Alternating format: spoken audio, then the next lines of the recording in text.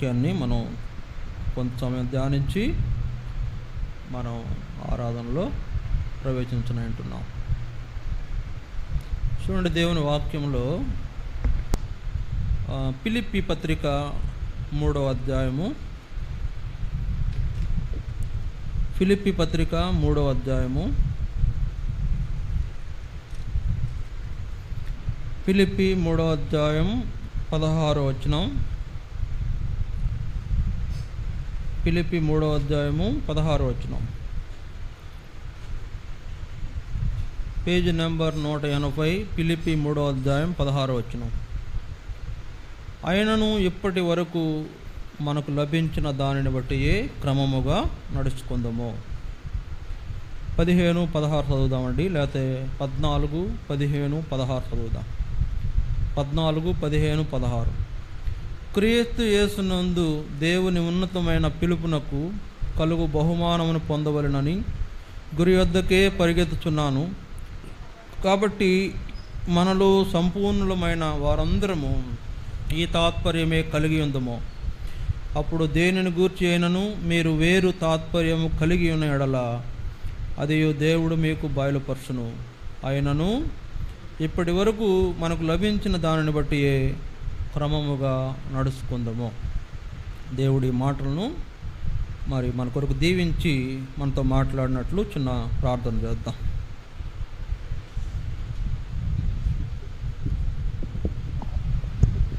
ప్రేంగల పరలోక తండ్రి, పరిశుద్ధుడు అయిన దేవ, మీ స్తోత్రాలు. సమయంలో మరొకసారి మీ పిల్లలుగా మీ పాదాలు చెందుకొస్తున్నాము. కనుకరించుము. మా ఎడల మీకున్న శాశ్వతమైన మీ ప్రేమను బట్టి స్తోత్రాలు. ప్రభువా, ప్రేమించి రక్షించుకున్నారు, స్తోత్రాలు. మీ ఏర్పాట్లో విమోచించబడిన ప్రజలుగా మేము మీ యొక్క ఆధిక్యతలను కలిగి జీవిస్తున్న అనుభవం ఇచ్చినందుకు స్తోత్రాలు. ముఖ్యంగా రక్షించుకున్నారు, అలాగే మిమ్మను గణపరిచే అనుభవంలో మమ్మల్ని ఉంచినారు, స్తోత్రాలు. ముఖ్యంగా ప్రభువా, ఈరోజు ఆరాధించడానికి కావలసిన మాటలు ఫిలిప్పీ 3:16 వచనం ద్వారా మాకు తెలియపరచము, సహాయం చేయండి. ప్రభువా, వినగల చెవి, గ్రహించుకునే మనసు మాలో ప్రతి ఒక్కరికి దయచేయండి. అలాగే తండ్రి, మీ పక్షంగా నిలబడుతున్న మీ దాసుని కూడా మీరు బలపరిచి, మీరు మీ దాసుని మీ బోరగా వాడుకోండి. మీ దాసుని నోట మీ మాటలు ఉంచండి. కీర్తన 81:10 ప్రకారం, మత్తయి సువార్త 10:20 ప్రకారం మీరు సహాయం చేసి మీ దాసుని బలపరచమని కోర్చు. ఇంకా రావాల్సిన నీ ప్రజలు సకాలంలో క్షేమంగా మీ సన్నిధికి రావడానికి సాయం చేయమని యేసు ప్రభు నామమున స్తుతించి ప్రార్థిస్తున్నాం తండ్రి, ఆమేన్.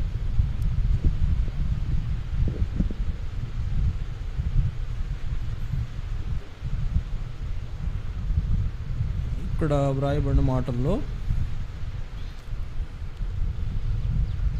మనము దేవుని యొక్క ఏర్పాటులో జీవించవలసిన వారము. దేవుని యొక్క ఏర్పాటులో జీవించవలసిన వారం. దేవుని యొక్క ఏర్పాటులో జీవించవలసిన వారికి ఉండాల్సిన ఒక లక్షణము ఈరోజు మనము నేర్చుకుని ఉంటున్నాం. ఏంటా నేర్చుకునే విషయం అంటే, ఫిలిప్పీ 3వ అధ్యాయము 16వ వచనంలో వ్రాయబడిన మాట, అయినను ఇప్పటి వరకు మనకు లభించిన దానిని బట్టి క్రమముగా నడుచుకుందాం. శిలువ కార్యం మనలో జరిగించబడి, చూడండి, గలతీ 3వ అధ్యాయంలో ఒక మాట ఉంది. గలతీ 3వ అధ్యాయం 1వ వచనంలో ఒక మాట ఉంది. చూడండి, గలతీ 3వ అధ్యాయం 1వ వచనంలో ఒక మాట, ఇక్కడ వ్రాయబడిన మాట చూడండి. ఓ అవివేకులైన గలతీయులారా, మిమ్మల్ని ఎవడు భ్రమ పెట్టెను? శిలువ వేయబడిన వాడైనట్టుగా యేసుక్రీస్తు మీ కన్నుల ఎదుట ప్రదర్శింపబడిను కదా. కనుక శిలువ వేయబడిన వాడైనట్లుగా యేసుక్రీస్తు మీ కన్నుల ఎదుట ప్రదర్శింపబడిన అనుభవము మన జీవితంలో మనం కలిగి ఉన్నాం. చూడండి, యేసు ప్రభు మన కొరకై శిలువ వేయబడ్డాడు. అక్కడ మీ కన్నుల ఎదుట ప్రదర్శింపబడెను కదా. యేసుక్రీస్తు మరణమును గూర్చి మీరు ఎరుగుదు కదా, యేసుక్రీస్తు మరణమును గూర్చి మీరు ఎరుగుదురు కదా అంటూ ఎందుకు మరణించాడు? ఆయన, అదే 3వ అధ్యాయంలో చాలా విషయాలు ఉన్నాయి. ఆయన మన యొక్క శాపమును తీసివేయడానికి మరణించాడు.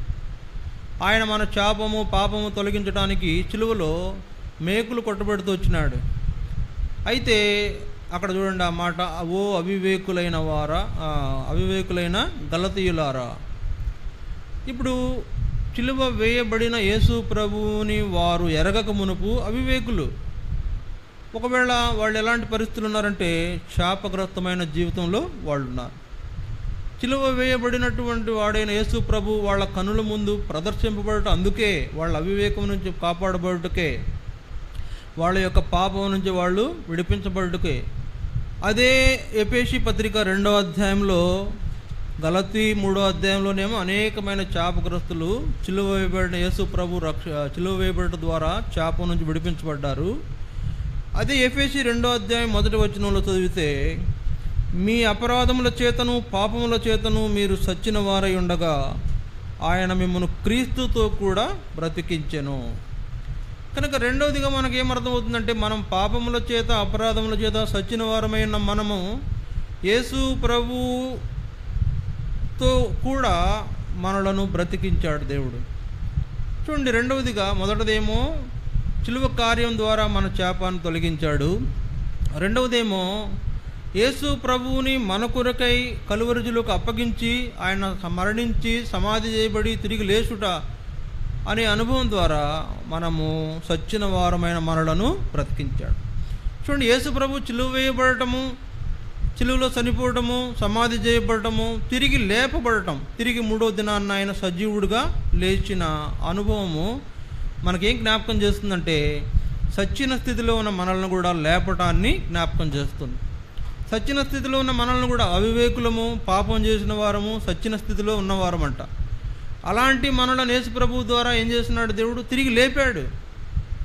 ఆయన యేసు ప్రభువు కూడా మన కొరకై కలువరి సిలువలో చనిపోయాడు, సమాధి చేయబడ్డాడు, 3వ దినాన్న తిరిగి లేపబడుతూ వచ్చినాడు.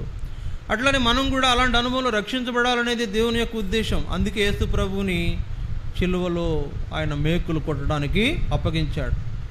ఆయన మేకులు కొట్టబడటం ద్వారా కలిగిన ఆయన యొక్క సిలువ కార్యం ద్వారా మనలను విమోచించి సచ్చిన స్థితిలో ఉన్న మనలను తిరిగి బ్రతికించిన దేవుడు.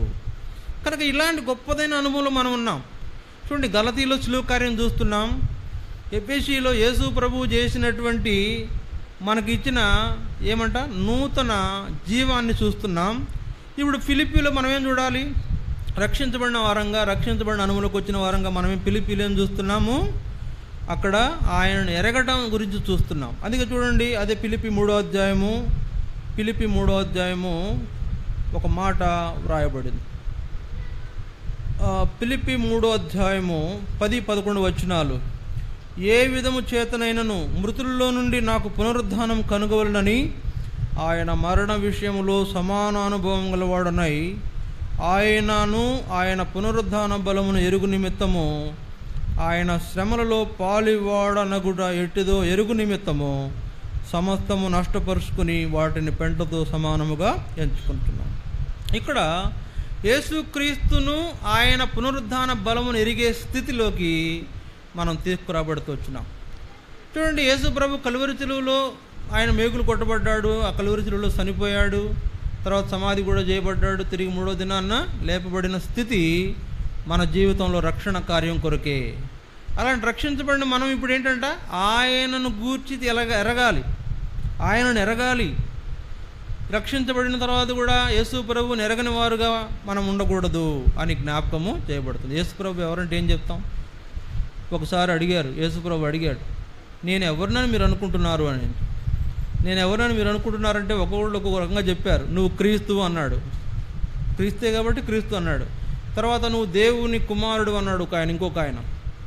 తర్వాత మరికొందరు ఏమన్నారంటే నువ్వు ప్రవక్త అన్నారు, మరికొందరు నువ్వు బోధకుడు అన్నారు. అయితే పేతురు అని ఒక భక్తుడు అన్నాడు, ప్రభువా నీవు నిత్య జీవపు మాటలు కలవాడవు, నీ మాటల్లో నిత్య జీవం ఉంది, నీ మాటల్లో పాప విమోచనం ఉంది, నీ మాటల్లో రక్షణ కార్యం ఉంది, నీ మాటల్లో పునరుద్ధాన శక్తి ఉంది, నీ మాట శక్తివంతమైనది.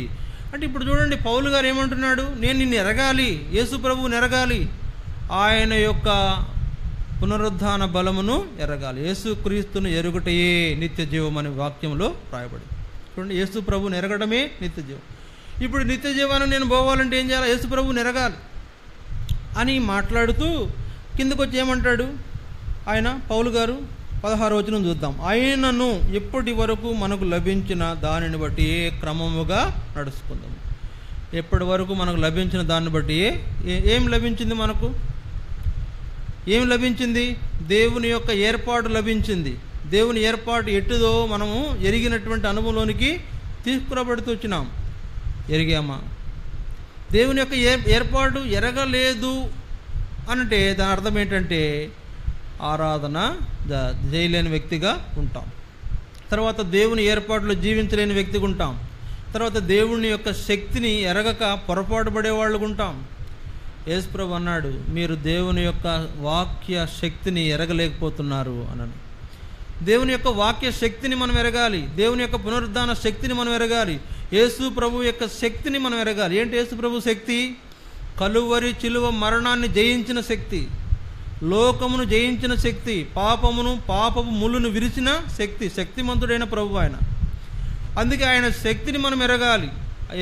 ఎరిగిన అనుభవం ఉన్న వాళ్ళమే ఇలాంటి దైవీకమైన ఏర్పాట్లో నడుచుకోవడానికి మనము తీసుకుని రాబడతాం. చూడండి, ఇప్పుడు వరకు మనకు లభించిన దాన్ని బట్టి ఏ క్రమముగా నడుచుకుందామో అనే భాగం ద్వారా దేవుడు మనకి ఏం జ్ఞాపకం చేస్తున్నాడంటే, నువ్వు రక్షించబడ్డావు, నీలో చిలువ కార్యం జరిగించబడింది, నీవు పాప క్షమాపణ పొందిన వ్యక్తిగా ఉంటూ వచ్చావు. నీకు పాప క్షమాపణ, బాప్తిస్మము, లేకపోతే మారు మనసు, బాప్తిస్మము, రక్షణ అనే అనుభవాలు నీకు వచ్చినాయి. యేసుక్రీస్తు ప్రభు కలువరి శిలువలో నీ కొరకు అర్పించబడడం ద్వారా ఇవన్నీ నీకు దేవుడు అనుగ్రహించాడు. అటు ఎట్టి సందేహము లేదు. రక్షించబడిన ప్రతి వ్యక్తికి కూడా ఇది ఒక అనుభవంతో కూడిన జీవితం. అలాంటి వాళ్ళము దేవుని యొక్క ఏర్పాట్లోకి తీసుకుని రాబడినటువంటి మనము ఏం చేయాలా? క్రమముగా నడుచుకోవాలని మాట్లాడుతున్నాడు దేవుడు. ఏంటి క్రమం? దేవుని ఏర్పాటులో రక్షించబడినాం కదా, ఆయన మన పాపాల కొరకు చనిపోయినాడు, మనల్ని విమోచించినాడు కదా. ఇప్పుడు దేవుని ఏర్పాటులోకి వచ్చినాం కదా. ఏంటా క్రమం? దైవ క్రమం. ఏంటా క్రమం? దైవ క్రమం. మన జీవితములలో ఇప్పటి వరకు ఏమి నేర్చుకుంటూ వచ్చామో ఏంటది? దైవ క్రమం గురించి. లోకపరమైనటువంటి క్రమాలు కాదు, ఇక్కడ దైవ క్రమాలు. ఇక్కడ ఏమంటాడంటే చూడండి, 14వ వచనం, క్రీస్తు యేసునందు దేవుని ఉన్నతమైన పిలుపునకు కలుగు బహుమానము పొందవలనని గురి యొద్దకే పరిగెత్తుచున్నాను అంటున్నాడు. యేసు ప్రభు యొద్దకే పరిగెడుతున్నాడంట. యేసు ప్రభు వలన కలిగే బహుమానం పొందడానికి యేసు ప్రభు యొద్దకే పరిగెడుతున్నాడు. ఆయననే చూస్తున్నాడు, ఆయన వైపే. అందుకే పౌలు గారు ఒక మాట అన్నాడు, హెబ్రీ 12:1 ఏమన్నాడు? విశ్వాసమునకు కర్తయు దానిని కొనసాగించువాడునైనా యేసు వైపు చూస్తూ మనం ఏం చేయాలంట? పరిగెత్తాలి. ఈ దినాల్లో చాలామంది ఈ పరిగెత్తే విధానంలో లోపాలు ఉండటం ద్వారా క్రమాన్ని తప్పుతున్న వాళ్ళుగా ఉన్నారు. క్రమాన్ని పాటించట్లా. దైవ క్రమం, దైవ నియమాలు ఏంటంటే ప్రియులారా, దేవుని యొక్క పిల్లలుగా చేయబడిన మనందరికీ దేవుడిచ్చిన గొప్ప దైవ నియమం ఏంటంటే 4 లంగర్లు ఇచ్చాడు మనకు. ఏంటా 4 లంగర్లు? అపోస్తుల కార్యములు 2:42 ఉన్నాయి. ఆ 4 లంగర్లు అపోస్తుల కార్యములు 2వ అధ్యాయము 42వ వచనంలో ఆ 4 లంగర్ల గురించి వ్రాయబడింది. చూడండి, అపోస్తుల కార్యములు 2వ అధ్యాయము 42వ వచనం. 4 లంగర్లు ఉన్నాయి ఇక్కడ. వీరు అపోస్తుల బోధ యందును, సహవాసమందును, రొట్టె విరుచుట యందును, ప్రార్థన చేయట యందును ఎడతెగకయుండిరి. 4 లంగర్లు. ఏంటి? దేవుని యొక్క వాక్యం, అపోస్తుల బోధ ఒక లంగరు. 2వ లంగరు ఏంటంటే దేవుని యొక్క సహవాసం, దేవునితో సహవాసం, దేవుని పిల్లలతో సహవాసం, దేవుని మందిరంతో సహవాసం. ఇది 2వది. 3వది ఏంటంట? రొట్టె విరుచుట, ప్రభువు బల్లలో పాలు పొందే అనుభవము. ఇదొక లంగరు, 3వ లంగరు. 4వ లంగరు ఏంటి? ప్రార్థన చేసే అనుభవము కలిగి ఉండటం. కనుక ఈ 4 లంగర్లు దేవుడు మనకిచ్చాడు. ఇది దైవ ప్రత్యక్షత. ఇప్పుడు మనకేం లభించిందంటే ఏం చెప్తాం? మాకు దైవ ప్రత్యక్షత లభించింది. ఏమన్నాడు పౌలు గారు? ఇప్పటి వరకు మనకు లభించిన దాన్ని బట్టి క్రమముగా నడుచుకుందాం. ఏం లభించింది మనకు? అపోస్తులుల బోధ, సహవాసము, రొట్టె విరుచుట, ప్రార్థన చేయుట అనే 4 లంగర్లు మన ఆత్మీయ జీవితానికి ఎంతో బలమైనవిగా ఉన్నాయి. దేవుని యొక్క బోధ, వాక్యము. అపోస్తులుల బోధ అంటే ఏంటంటే వాక్యము ఉన్నది ఉన్నట్లుగా మనకు చెప్పబడే వాక్యం. కల్పనా కథలు కాదు, కల్పిత కథలు కాదు కానీ ఉన్నది ఉన్నట్టు దేవుని వాక్యాన్ని స్ట్రైట్గా బోధించడమే అపోస్తులుల బోధ. గద్దించినట్లుంటుందంట. అపోస్తులుల బోధ ఎట్లా ఉంటుందంటే ఖండించినట్టు ఉంటుందంట. వాళ్ళు హృదయంలో పొడవబడినటువంటి వాళ్ళు అయినారంట. వాళ్ళు మనసుల్లో గుర్చబడిన వారైనారంట. అది అపోస్తులుల బోధ. ఎందుకంటే వీళ్ళ అపోస్తులుల బోధ అంటే ఏంటంటే ఖండించిద్ది. అది ఆ బోధ ఏం చేస్తే తప్పును ఖండించిద్ది, పాపాన్ని ఎత్తి చూపుద్ది, నీకు దోషాన్ని ఏం చేస్తుంది? చూపిస్తుంది నీకు. అపోస్తులుల బోధకున్న పవర్ అదే. కనుక మన ఆత్మీయ జీవితంలో మనం నేర్చుకున్నటువంటి ఈ 4 విషయాలు అపోస్తులుల బోధలో మనము ఉండిన అనుభవము. రెండవది సహవాసం, దేవునితో సహవాసం, ఆయన పిల్లలతో సహవాసం. మూడవది ప్రతి వారం ప్రభు బలలో పాలు పొందటం. నాలుగవది ప్రతి దినము లేకపోతే సంఘ ప్రార్థనల్లో ఎడతెగక ప్రార్థించడం. ఈ 4 లంగర్లు మనకు లభించిన గొప్ప ఆధిక్యతలు. దైవ ప్రత్యక్షత చూడండి. దైవ ప్రత్యక్షత మనము ఎరిగిన వారంగా మనం ఉన్నాము. ఈ దైవ ప్రత్యక్షత మనకి ఎలా వచ్చింది? ప్రత్యక్షత దేవుడే మనకి ఇచ్చాడు. ఈ ప్రత్యక్షత ఎవరిచ్చారంటే దేవుడే ఈ ప్రత్యక్షత మనకిచ్చాడు. ఏంటి ప్రత్యక్షత అంటే ఇదే అపోస్తులుల బోధ, సహవాసము, రొట్టె విరుచుట, ప్రార్థన చేయటం. దైవజనుడు భక్త్ సింగ్ గారు ఆయన యొక్క దైవీకమైన ప్రత్యక్షతను గ్రహించి ఈ యొక్క సహవాసాన్ని ఏర్పాటు చేసిన వాడుగా ఉన్నాడు.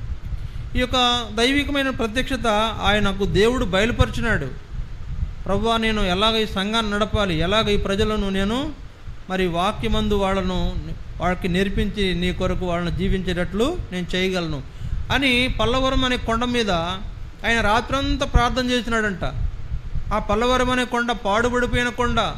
అక్కడ ఏదో ఒక పాడుబడిపోయిన పాత మరి బంగ్లా అదే ఏదో ఉందంట, కట్టడం, ఒక ఇల్లు లాంటిది. ఆ ఇంట్లోకి వెళ్ళి రాత్రంతా పెట్రోల్ మార్క్స్ లైట్ వెలిగించుకుని రాత్రంతా కూడి ప్రార్థన చేస్తున్నారంట. ఒక 7 ప్రార్థన చేస్తున్నారంట. అక్కడ తేళ్లు తిరుగుతున్నాయంట, పాములు తిరుగుతున్నాయంట. ఒకళ్ళు అంటే ప్రార్థన చేసేవాళ్ళు ప్రార్థన చేస్తూ కళ్ళు మూసుకుని ప్రార్థన చేస్తుంటే ఒక ఆయన కాపలా కాస్తాడంట, ఏమన్నా పాములు వస్తే తేళ్ళు వస్తే చంపడానికి. అట్లా కాపలా కాసుకుని రాత్రంతా ప్రార్థన చేసినారంట. ప్రభువా, ఏమిటి నీ ప్రత్యక్షతను తెలియపరచు, నీ ప్రత్యక్షతను మాకివ్వు అని వాళ్ళు ఎడతెగక ప్రార్థన చేసినారంట. రాత్రంతా ప్రార్థన చేసినారంట, కన్నీళ్లతో ప్రార్థన చేసినారంట, ఉపవాసం ఉండి ప్రార్థన చేసినారంట. ప్రభువా, నిన్ను గురించిన క్రమము మాకు నేర్పించు, నీ దైవ క్రమాన్ని మాకు నేర్పించు అని ప్రార్థన చేస్తే తెల్లారిపోయిందట. ఆ యొక్క మద్రాసు పట్టణంలో ఆ కొండ మీద, పల్లవరం కొండ మీద వాళ్ళు ప్రార్థన చేస్తుండగా తెల్లవారిపోయిందంట. సూర్యుడు కూడా ఉదయించినాడంట. సరే, అందరూ తెల్లారిపోయిందని ప్రార్థనలే ఆపి లేచి కూర్చుని ఈరోజు మనం ఫ్యామిలీ ప్రేయర్ చేసుకుందాం. పొద్దున్నే ఎర్లీ మార్నింగ్ ఉదయమే తెల్లవారుతుండగానే ఫ్యామిలీ ప్రేయర్ చేసుకుందామా అన్నాడంట. కుటుంబ ప్రార్థన. ఆ 7గురితో కుటుంబ ప్రార్థన పెట్టుకుండగా అపోస్తుల కార్యములు 1-2 అధ్యాయాలు వాళ్ళ చదువుకున్నారంట. అంటే ఏ కార్యాలు, దేవుని కార్యాలు ఎలా జరిగించబడాలని దానికి అపోస్తుల కార్యాలు తీసుకుంటే 2వ అధ్యాయం 42వ వచనం వచ్చేసరికి ఇది చేయాలని దేవుడు ఆయనకు చూపించాడంట. ఈ వచనాన్ని జరిగించాలి, ఇదే నేను నీకు ఇచ్చే ప్రత్యక్షత. ఏంటి ఆ ప్రత్యక్షత? అపోస్తులుల బోధ, సహవాసం, రొట్టె విరుచుట, ప్రార్థన చేయటాన్ని ఈ అనుభవం మీరు కలిగి ఉండాలి అని దేవుడు ఆయనకి ఈ విషయాన్ని బయలుపరిచాడు. ఎవరికి? భక్త్ సింగ్ గారికి. ఏం చేయాలి ప్రభువా, ఈ సహవాసం ఎట్లా నడిపించాలి, ఈ ప్రజలకు నేను ఏమి ఇవ్వగలను, ఏం చేయగలను అని దేవుడిని అడిగినప్పుడు ఏమైంది? దేవుడు ఆ యొక్క ప్రత్యక్షతను భక్త్ సింగ్ గారు చూపించి మీరిట్లా చేయాలి. దేవుని యొక్క ప్రత్యక్షత ఏమై ఉంటుంది అని కనిపెట్టిన దగ్గర వాళ్లకు దేవుడు భక్త్ సింగ్ గారికి ఈ వచనాన్ని మీరు చేయాలి అని చూపించాడు. ఈ వచనాన్ని మీరు ఆధారం చేసుకోవాలి. ఏంటి ఆధారం? ఏమి వచనము? అపోస్తులుల బోధ, తర్వాత సహవాసము, తర్వాత రొట్టె విరుచుట. సరే, వీళ్ళు ఆ అపోస్తులుల బోధ వాక్యం చదువుకుంటూ ఉన్నారు ఆల్రెడీ. రెండోది ఫెలోషిప్లో ఉన్నారు, మూడోది ఇప్పుడు మనం ఏం చేయాలంటే రొట్టె విరిచేది చేయాలి. ఈ రొట్టె విరుద్దామని అనుకున్నారంట. ఎట్లా చేయాలా? ఏం సౌకర్యాలు లేవు, అసౌకర్యంగా ఉంది. పల్లవరం కొండ, పాడుపడిపోయిన కొండ, అక్కడ ఏమీ లేదు. సరే ఎట్లా అంటే ఇలాగ మనలాగా బలలు లేవు, ఇలాంటి క్లాతులు లేవు, ఇలాంటి రొట్టెలు లేవు, ఏమీ లేవు. ఏం చేయాలని అని ఆలోచిస్తూ ఉంటే, బలని మనం పాలు పొందాలి బలలో, ఏం చేయాలని ఆలోచిస్తూ ఉంటే ఒక రాయి బండ కనపడిందంట. ఆ బండ మీద ఒక ఆయన ఏం చేశాడు, కింద టీ క్యాంటీన్కి వెళ్ళి ఒక బన్ను కొనుక్కొచ్చాడంట. బన్ను అక్కడ పెట్టాడంట. ఇంకొక ఆయన వెళ్ళి ఆ క్యాంటీన్కి పోయి షుగర్ కలిపిన నీళ్లు తీసుకొచ్చి పంచదార నీళ్ళు పెట్టి గ్లాసులో అక్కడ పెట్టాడంట, హోటల్ గ్లాసులో. అక్కడ పెడితే ఇంకొక ఆయన దాని మీద ఖర్చీపు తెల్లని ఖర్చీపు ఉంటే అది కప్పాడంట. జరా మొట్టమొదటి ప్రభు వల్ల సహవాసం ఎట్లా ఉందంటే, ఒక బండ పైన ఒక రొట్టె పెట్టాడంట ఒక ఆయన, బన్ను పెట్టాడంట. ఇంకొక ఆయన టీ క్యాంటీన్కి వెళ్ళి అది పంచదార కలిపి నీళ్ళు తీసుకొచ్చి పెట్టారంట, గ్లాస్ పెట్టారంట. ఇంకొక ఆయన ఖర్చీపు తీసి దాని మీద పరిచాడంట. ఇదే బల్ల దీన్ని చేద్దామా అంటే చేద్దాం. ప్రార్థన చేశారంట, పాపాలు ఒప్పుకున్నారంట, ఏడ్చారంట, ప్రభువా మా పాపాలు క్షమించు అని ప్రాధేయపడి ప్రభువు దగ్గర క్షమాపణ పొందుకొని బల్ల విరిచారంట. ఇదే ప్రత్యక్షత. ఈ ప్రత్యక్షతలోని మీరు కొనసాగాలని దేవుడు వాళ్ళకు నేర్పించిన ఈ క్రమాన్ని ఆయన ప్రజలందరికీ నేర్పించాడు. అదే ఇప్పుడు హెబ్రోన్ సహవాసంగా లోకమంతటా కూడా అభివృద్ధి పరచబడుతూ వచ్చిన సహవాసం. కనుక ఈ ప్రత్యక్షత ఎరిగినటువంటి అనుభవంలో వాళ్ళు ఉన్నారు కనుక ఇంత అభివృద్ధిని వాళ్ళు చూస్తూ వచ్చారు. అట్లనే మనం కూడా ఈ ప్రత్యక్షతను ఎరిగిన అనుభవంలో మనం కూడా తీసుకురాబడ్డాం. మనకు దేవుడు తెలుసు, ఆయన శిలువ కార్యం తెలుసు, ఆయన మన కొరకు చనిపోయాడని తెలుసు, ఆయన చనిపోయి సమాధి చేయబడి తిరిగి లేచిన అనుభవంలో మనం కూడా రక్షించబడ్డామని తెలుసు. అంతా బాగుంది. కానీ దైవ క్రమాన్ని జరిగించిన వారంగా ఉంటున్నాం. అపోస్తులలో బోధ లేదు, సహవాసం లేదు, రొట్టె విరుసుట్లో కనబడలేకపోతున్నాం, ప్రార్థన చేయట్లో మన యొక్క పాత్ర ఎంత. కాబట్టి దైవ క్రమాన్ని జరిగించలేని పరిస్థితులు ఉంటున్నాం. అందుకే భక్తుడు ఏమంటున్నాడు, అయినను ఇప్పటి వరకు మనకు లభించిన దాన్ని బట్టి ఏ క్రమముగా నడుచుకుందాము. క్రమంగా నడుచుకోవటం అనే అనుభవంలో ఒక ముఖ్యమైన భాగం ఏంటంటే ఆరాధన. దేవుడు మనల్ని రక్షించినాడు, దేవుడు మనల్ని విమోచించినాడు, మన పాపాలు క్షమించినాడు, మన కొరకై తన ప్రాణాన్ని అర్పించినాడు, మనలను మరణం నుంచి తిరిగి జీవంలోనికి తీసుకొచ్చినాడు. ఇది మనకు ఇవ్వబడిన ఆధిక్యత. అయితే ఈ అనుభవాలన్నీ కలిగిన మనం ఏం చేస్తాము, ఆ క్రమంలో ఉంటాం, ఆరాధనలో ఉంటాం, మందిరం యొక్క అనుభవంలో ఉంటాం, దేవుని పిల్లలతో సహవాసం అనుభవంలో ఉంటాం, దేవుని యొక్క వాక్యాన్ని వింటాం, దేవుని సన్నిధిలో లేకపోతే మన వ్యక్తిగత ప్రార్థనలో ఎక్కువగా ప్రార్థన చేస్తాం. దైవికమైన క్రమం అంటే అదే.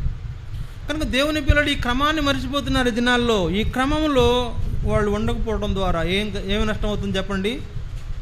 మందిరం పోగొట్టుకుంటున్నారు, ఆరాధన పోగొట్టుకుంటున్నారు, ప్రార్థన పోగొట్టుకుంటున్నారు, బల్ల పోగొట్టుకుంటున్నారు, దేవుని వాక్యం పోగొట్టుకుంటున్నారు, అసలు దేవుని కొరకు జీవించే జీవితమే పోగొట్టుకుంటున్నారు. కనుక చాలా అక్రమంగా వారు నడిచే పరిస్థితుల్లో పడిపోతున్నారు. దైవికమైన క్రమం ఏంటి చెప్పండి? దేవుని యొక్క ఆరాధన, దేవుని మందిరంలో దేవుణ్ణి ఆరాధించడం, దేవాలయంలో తప్పక కూడుకొనుట అనే లక్షణాన్ని మనం కలిగి ఉండాలి. అదే దైవ క్రమం. దేవుని యొక్క ఆలయంలో కూడుకోవడమే కాదు, దేవుని యొక్క ప్రభు భోజన పాత్రలో పాలు పొందే విషయంలో సరి చేసుకోవాలి, పరీక్షించుకోవాలి. ఇది కూడా దైవ క్రమమే.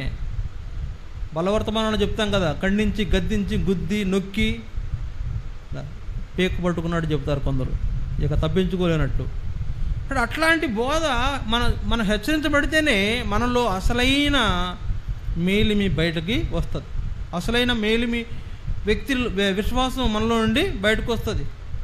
అలాంటి దైవక్రమాన్ని మనం కలిగిన వారు ఉండాలనేదే పౌలు గారు జ్ఞాపకం చేస్తున్నాడు. అయినను ఇప్పటి వరకు మనకు లభించిన దాన్ని బట్టి క్రమముగా నడుచుకుందాం. ఈ క్రమంలో మనం ఉన్నామంటే ఒకటే అర్థం, ప్రతి వారం ఆదివారం మందిరానికి వెళతాం, ఆరాధన చేస్తాం. ఈ క్రమంలో మనం ఉన్నామంటే అర్థం దేవుని యొక్క ప్రభు భోజన పాత్రలో మనము యోగ్యముగా పాలు పొందుతాం. ఈ క్రమంలో మనం ఉన్నామంటే అర్థం దేవుని పిల్లలతో సహవాసము కలిగి ఉంటాం. ఈ క్రమంలో మనం ఉన్నామంటే అర్థం దేవుని యొక్క వాక్యాన్ని అనుదినము ధ్యానిస్తాం, మందిరంలో కూడా ధ్యానిస్తాం. అనుదినం ధ్యానించడం అవసరమే. అదే సమయంలో మందిరంలో ధ్యానించడం కూడా అవసరమే. దేవుని వాక్యమును నీ ఆలయంలో ధ్యానించదనన్నాడు భక్తుడు. ఎవరు? దావీదు.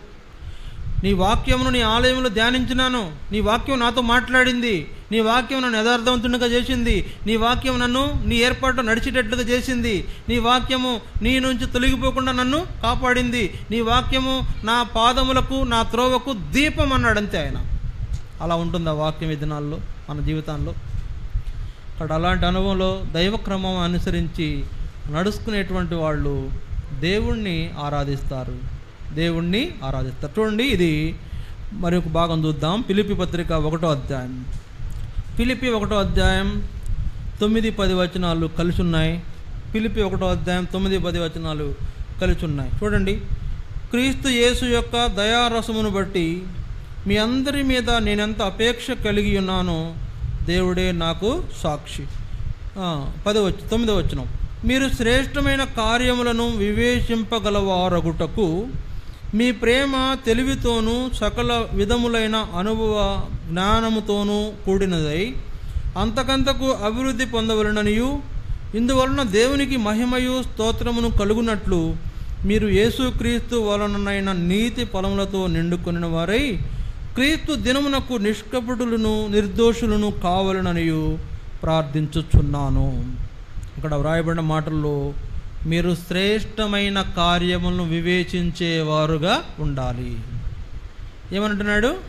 శ్రేష్టమైన కార్యములను వివేచించేవారుగా ఉండాలి. ఏంటా శ్రేష్టమైన కార్యాలు? ఏంటా శ్రేష్టమైన కార్యం? దేవుని ఆరాధన, దేవుని కృతజ్ఞతాస్తుతులు చెల్లించుట. ఏంటా శ్రేష్టమైన కార్యము? దేవుని మందిరంలో దేవుణ్ణి ఆరాధించటం. కనుక ఈ వివేచనను కలిగి ఉండాలి. అంతే. చూడండి, మీరు శ్రేష్టమైన కార్యములను వివేచింపగలవారగుటకు మీ ప్రేమ తెలివితోనూ సకల విధములైన అనుభవ జ్ఞానంతోనూ కూడినదై అంతకంతకు అభివృద్ధి పొందవలననియు, అందువలన దేవునికి మహిమయు స్తోత్రమును కలుగునట్లు మీరు యేసుక్రీస్తు వలననైన నీతి ఫలములతో నిండుకున్నవారై క్రీస్తు దినం వరకు నిష్కపటులను నిర్దోషులను కావాలననియు ప్రార్థించుచున్నాము. చూడండి, శ్రేష్టమైన కార్యములను వివేచించేవారు కృతజ్ఞతాస్తుతులు చెల్లిస్తారు. శ్రేష్టమైన కార్యం ఏంటి? నా రక్షణ కార్యం. అందుకే మనం అన్నాలంట, నా రక్షణకర్తమైన దేవా నీకు స్తోత్రము అన్నారంట. నా పాపముల కొరకై కలువరి శిలువలో ప్రాణం అర్పించి నన్ను విమోచించిన దేవా నీకెన్నో కృతజ్ఞతాస్తుతులు అని మనము కృతజ్ఞతాస్తుతులు అర్పించే అనుభవం మనకు రావాలంటే ఏముండాలా? శ్రేష్టమైన కార్యములను వివేచనతో గ్రహించాలి. వివేచన ఉండదు కొంతమందికి, గ్రహింపు ఉండదు. వాక్యం చెప్తుంటే గ్రహింపు ఉండదు. ఒకటి ఒక క్రిటికల్ వర్డ్ అంటే అర్థం కాని పదం చెప్తుంటే దాన్ని అర్థం చేసుకోవడం, ఇది మనకు రాదులే అన్నట్టు అర్థం చేసుకోవాలి. అనుభవ జ్ఞానంతో మనం అంటే ఎంతకాలం నుంచి విశ్వాసులం? నువ్వు ఎంతకాలం నుంచి విశ్వాసం అయితే ఉపయోగం ఏముంది? ఆ మాట నీకు అర్థం కాలేదు, ఆ వాక్యం నీకు అర్థం కాలేదు, ఆ బోధ నీకు అర్థం కాలేదు. అందుకే ఇక్కడ ఏమంటున్నాడు? మీరు శ్రేష్టమైన కార్యములను వివేచించగలవారుగా ఉండాలి. శ్రేష్టమైన వాటిని అంటే అన్నీ కాకపోయినా కొన్ని ఉంటాయి, ముఖ్యమైనవి, అవసరమైనవి ఉంటాయి. అనవసరమైన వాటిని పట్టుకుంటాం, కానీ అవసరమైన వాటిని ఏం చేస్తాం? వదిలేస్తాం. అది మనకు వద్దులే అంటే అనవసరమైన వాటిని పట్టుకొని ఏలాడుతూ ఉంటాం మనం. కనుక అవసరమైనది ఒకటే, ఏంటి? దేవుని వాక్యం, దేవుని ప్రత్యక్షత, దేవుని యొక్క ప్రభు యొక్క భోజన పాత్ర, ప్రభు యొక్క ఆరాధన, ప్రభు ప్రార్థన, ప్రభు పిల్లలతో సహవాసం, దేవుని మందిరానికి వెళ్ళటం, భక్తిగా జీవించడం, నీతి ఫలాలు కలిగి జీవించటం. నీతి ఫలాలు మన జీవితంలో ఉండాలి. శ్రేష్టమైనటువంటి కార్యములను వివేచించే వాళ్ళ జీవితంలో నీతి ఫలాలు ఉండాలి. నీతి ఫలాలంటే ఇక మన జీవితంలో ఏ విధమైనటువంటి స్వనీతి అనీతి లేదు, దుర్నీతి లేదు. దుర్నీతిలో ఏముంది? పాపం ఉంది. స్వనీతిలో ఏముంది? కీడు ఉంది. కాబట్టి ఇట్లా రకరకాలైన కీడులు మనకు సంభవిస్తాయి. స్వనీతి, దుర్నీతి, అవినీతి ఇవన్నీ మనకు నష్టం చేస్తాయి. కనుక దేవుని నీతి మనకు అవసరం. దేవుని నీతి ఫలములు మన జీవితంలో అవసరం. ఆ ఫలములు కలిగిన వారంగా మనం ఉండాలి. అంటే శ్రేష్టమైన కార్యాలను వివేచించేవారుగా ఉండాలి. అలాంటి అనుభవంలోనే కృతజ్ఞతాస్తుతులు చెల్లించగలుగుతాము అని వాక్యము చెలవిస్తూ ఉంది. ఇంకో సంగతి చూడండి. కొలస్సీ పత్రిక 2వ అధ్యాయము, కొలస్సీ పత్రిక 2వ అధ్యాయము 6వ వచనం, 6-7 వచనాలు కలిసి ఉన్నాయి చూడండి.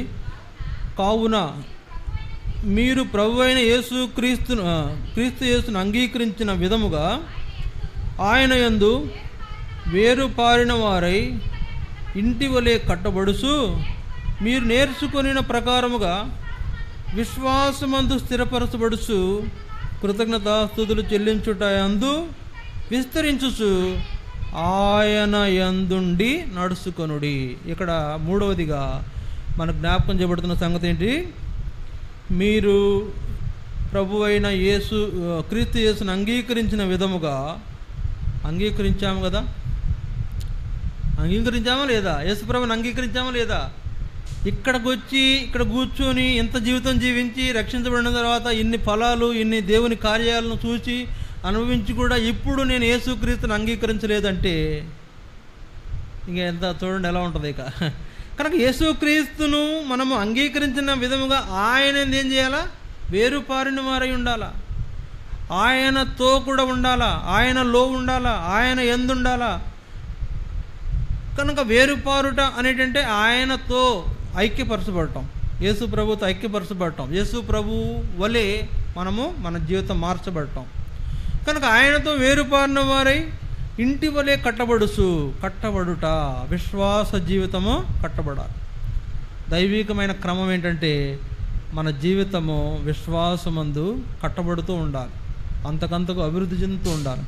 కనుక విశ్వాసం ఇంటి వలె కట్టబడుచు మీరు నేర్చుకున్న ప్రకారంగా విశ్వాసమందు స్థిరపరచబడుచు కృతజ్ఞతాస్తుతులు చెల్లించుట యందు విస్తరించుచు ఆయన యందుండి నడుచుకున్నాడు. కృతజ్ఞతాస్తుతులు చెల్లించుట యందు విస్తరించుట, కృతజ్ఞతాస్తుతులు చెల్లించడంలో విస్తరించుట. కృతజ్ఞతాస్తుతులు విస్తరించుట కాదు, కృతజ్ఞతాస్తుతులు చెల్లించడంలో ఒక ఏమంట వేరే లెవెల్కి వెళ్ళిపోవాలి. మన యొక్క అర్పణ లేకపోతే మన యొక్క ఆరాధన ఎప్పుడు ఒకలాగా ఉంటుంది. ఎట్లాగండి ఏమండి? ఎప్పుడు పచ్చడనమేనా అంటే పప్పు పెడతారు, పప్పేనా అంటే పలావ్ పెడతారు, పలావేనా అంటే పరమాన్నం పెడతారు. ఇంకా రకరకాలు ఉంటాయి. మారుతుందా లేదా? అట్లనే ఎప్పుడు ఒకటే కాదు, ఒకే లెవెల్ కాదు, వేరే వేరే స్థాయికి మన ఆరాధన వెళ్ళిపోవాలి. అంటే చూడండి, కృతజ్ఞతాస్తుతులు చెల్లించుట యందు విస్తరించాలి. కృతజ్ఞతాస్తుతులు చెల్లించుట యందు వేరే అనుభవాల్లోకి మనం వెళ్ళాలి. లోతైన ఆరాధన చేయాలి, లోతైన ప్రార్థనలు చేస్తాం కదా, బలమైన ప్రార్థనలు చేస్తాం కదా. అట్లనే లోతైన ఆరాధన చేయాలి. లోతైన ఆరాధన లేదా బలమైన ఆరాధన చెల్లించే అనుభవంలో మనం ఉండాలి.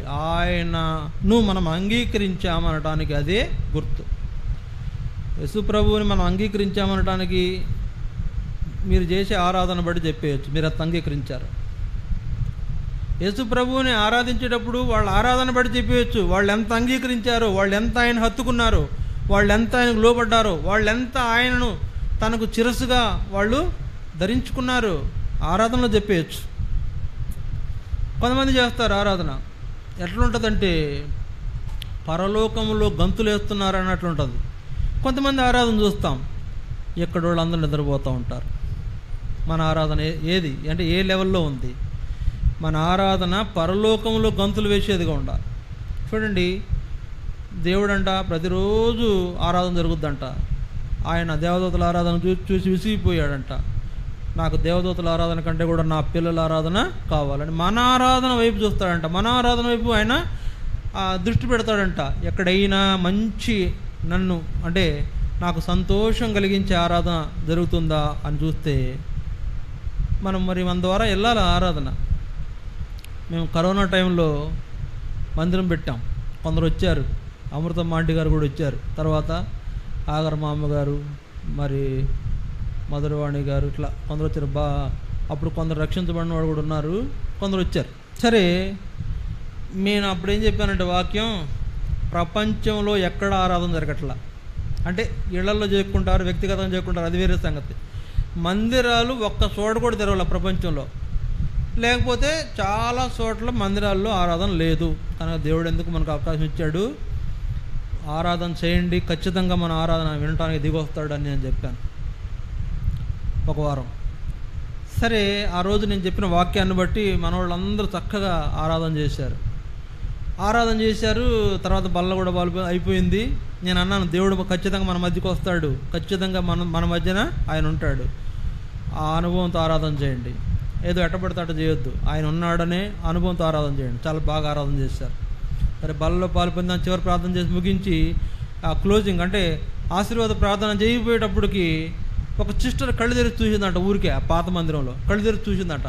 చూడంగానే పులిపీట దగ్గర నుండి దేవుడు అలాగా పైకి వెళ్ళిపోతున్నాడంట, క్లోజింగ్ ప్రేయర్ దగ్గర. అప్పుడు ఆమె అన్నది ఏమందంటే, దేవుడు మన మధ్యకు మీరు అన్నట్లే వచ్చాడు. ఆయనకు ఆరాధన ఎంత ఇష్టమంటే ఆయన ఎంతగా ఆయన హెచ్చిస్తారో వాళ్ళ ఆరాధన ఇష్టపడిన దేవుడు వాళ్ళ మధ్యకు వచ్చేస్తాడు, వాళ్ళ మధ్య తిరుగుతూ ఉంటాడు, వాళ్ళ మధ్యన సంచరిస్తుంటాడు, వాళ్ళ ఆరాధన విని ఆనందిస్తుంటాడు. కనుక అలాంటి ఆరాధన ఎట్లా చేయాలంటే విస్తరించాలి. ఒక లెవెల్ నుంచి ఇంకో లెవెల్కి వెళ్ళాలి. డెవలప్మెంట్ ఉండాలి, ఆరాధనలో డెవలప్మెంట్ ఉండాలి. ఎక్కడ అంటే ఏదో అలవాటు పడిన ఆరాధన కాకుండా నూతనమైనటువంటి ఆరాధన, సంతోషం కలిగించే దేవునికి ఆరాధన మనము చేయాలి. అలాంటి అనుభవంలో మనం ఉండటమే నిజమైన దైవ క్రమం. ఆ క్రమం మనం మీరి మన ఇష్టం వచ్చినట్లు ఆరాధన వస్తే వస్తా, లేకపోతే లేదు, చేస్తే చేస్తా, లేకపోతే లేదు, ఇది నేను లేదా దేవుని ఏర్పాటు నడుచుకుంటా లేకపోతే, ఇదంతా కూడా క్రమంగా నడుచుకునే వాళ్ళకు ఉండే లక్షణము కాదు. కనుక ఇక్కడ ఏమంటున్నాడంటే భక్తుడు, ఇప్పటి వరకు మనకు లభించిన దాన్ని బట్టి ఏ క్రమముగా నడుచుకుందాము. క్రమంలో ఏముందని చెప్పాను? అపోస్తుల బోధ ఉంది, సహవాసం ఉంది, రొట్టె విరుచుడు ఉంది, ప్రార్థన చేయటం ఉంది, దేవాలయంకు వెళ్ళటం ఉంది. 7 నియమాలు చెప్పా, సేవా నియమాలు, అవన్నీ ఉన్నాయి ఆ క్రమంలో. ఆ క్రమాన్ని కలిగిన వారంగా మనం ఏం చేయాలా? ఈ యొక్క కొలస్సీ 2:6-7లో కానీ, ఫిలిప్పీ 1:9-10లో కానీ ఏముంది? శ్రేష్టమైన కార్యములను వివేచించిన వారు కృతజ్ఞతాస్తుతులు చెల్లించగలుగుతారు. తర్వాత ప్రభువైన యేసుక్రీస్తును అంగీకరించి ఆయనతో లేకపోతే ఆయన యందున్నవారు ఆయన యందుండి ఆయనతో కూడా ఉన్నవారు కృతజ్ఞతాస్తుతులు చెల్లించుట్లో విస్తరించేవారుగా వాళ్ళు ఉంటారు. వాళ్ళే ఈ దైవ క్రమాన్ని అనుసరించి నడుచుకుంటారు, దైవ నియమాలను జరిగిస్తారు. వాళ్ళు ప్రభువుని ఆరాధించే విషయంలో మరి నిర్లక్ష్యము చేయరు, ఆరాధన చేస్తారు, ప్రభువుని గణపరుస్తారు, ఆయన సంతోషపెడతారు. అలాంటి అనుభవంలో మనం ఈ దైవ క్రమాన్ని అనగా ఆరాధనను ప్రభు కొరకు ఆరాధించే వారికి ఉండాలని ఈ వాక్యం ద్వారా ప్రభు కోరుతున్నాడు. ఈ వాక్యాన్ని ఆధారం చేసుకుందాం, ప్రభువుని మనము ఆరాధిద్దాం. ఒకరి తర్వాత ఒకరు ప్రభువుని ఆరాధించండి.